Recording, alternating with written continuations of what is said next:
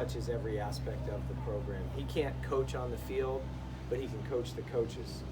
And he's been very instrumental in just passing along those words of wisdom and those nuggets for our coaching staff, just because he's seen so much baseball, not only on this field, but in college baseball.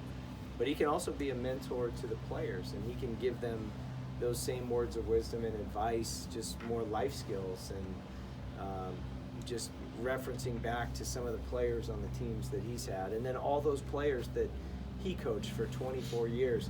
Those guys, having Coach Leggett re-engage with the program means 24 years worth of Clemson baseball alumni are also re-engaged with the program. And it just feels like this Clemson family and this Clemson baseball family is reconnected at the highest level possible right now. In getting to know these players over the last few months, what do you think is one quality that all of them possess that you think will really help them succeed on the field this year? Personally, I just appreciate their buy-in and their all-in buy-in. They have all, there's plenty of guys out there that have credentials that are, returning starters or earned preseason accolades, but they've all been willing to make adjustments, to try new things.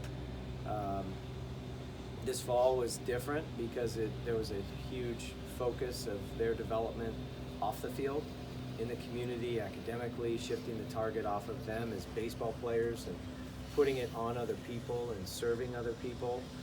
And that part of that could be COVID related, where there weren't many opportunities the last few years to get out in the community, but not many of them have had the chance to do that. And they did it eagerly with a smile and could see just how beneficial it was to get engaged with this Clemson community, from young kids reading in schools to assisted living to last week's Night to Shine to everything in between. It's just been phenomenal.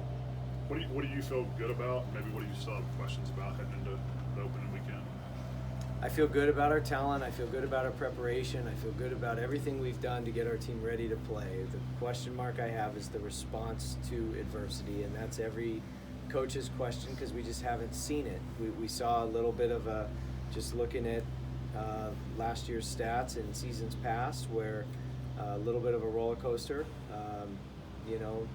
and just want to see them be able to respond when something bad happens on the field. And we've really tackled that in a very good way, just with the ability to say good. We're not that bad that we need every call from the umpires. We're not that bad that we need every ball to bounce our way. And so just getting them to understand that we're going to take that gut punch, we're going to get hit in the face, but we're going to get up when we get knocked down and keep moving forward. It's one thing to talk about it, it's another thing to be about it and do it. So that's the one thing I'm excited to see, is all this mental toughness training, all this, really pushing their limits and their boundaries and getting them out of their comfort zone and getting them comfortable being uncomfortable. I'm excited to see how it shows up on the field when we're trailing in the 8th or the 9th, or, a team jumps out to an early lead, or, guys feel like they're getting, they're on the wrong side of a lot of calls. Let's see our response there.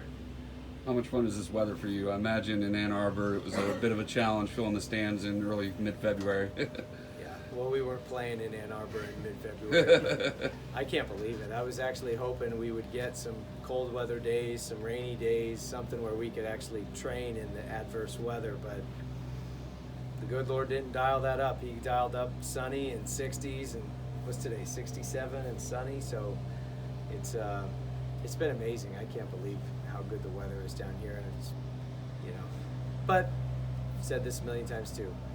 The bad weather at Michigan is what made those teams tough, and if we didn't have the bad weather, we would not have been as good as we were because we embraced it. So do you need something like that down here? Like, how do you instill that toughness without that adverse element? Well, that's what I'm saying. I'm excited to see how we handle the gut punch, because the ACC is going to be an absolute slugfest. You got heavyweights going at it all the time, and there's a lot of close games in this conference.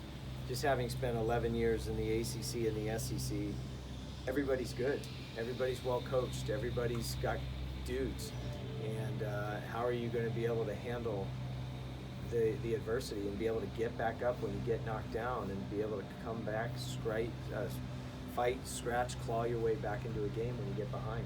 So those are the ways that we're going to be challenged, I'd say more so than a snowy day in Clemson, South Carolina. One more question. Expectations are a thing that outsiders want to talk about, and where you can finish in standings and accomplishments you can have throughout the year. How do you manage that with your guys? And what is your approach to handling expectations of accomplishing things, not just wins and losses? Yeah, I mean, well, personally, I think the College World Series is the standard for Clemson baseball, and we shouldn't deviate from that, even though we haven't been since 2012. Clemson baseball is still Clemson baseball. It's a blue blood. We're working very hard to restore Clemson baseball to its rightful place on top of college baseball. So you have the long-term goal. We want to win the program's first ever national championship. And if we don't do that, we at least finish the season in Omaha where we belong. And then you scale it all the way back down to just the power of one. One day, one game, one inning, one pitch, one meeting, one breath, one rep, one whatever, and just put your focus on that in the moment and just keep getting better. Because we're going to need all those opportunities to grow and improve if we're going to be an Omaha team at the end. Nobody's going to Omaha this month. But that's how we do it. We know where the destination is, but then we keep the target squarely in front of us. Whatever we're doing right now is the most important thing we're doing. All right. Thank you, Coach. Thanks, Coach.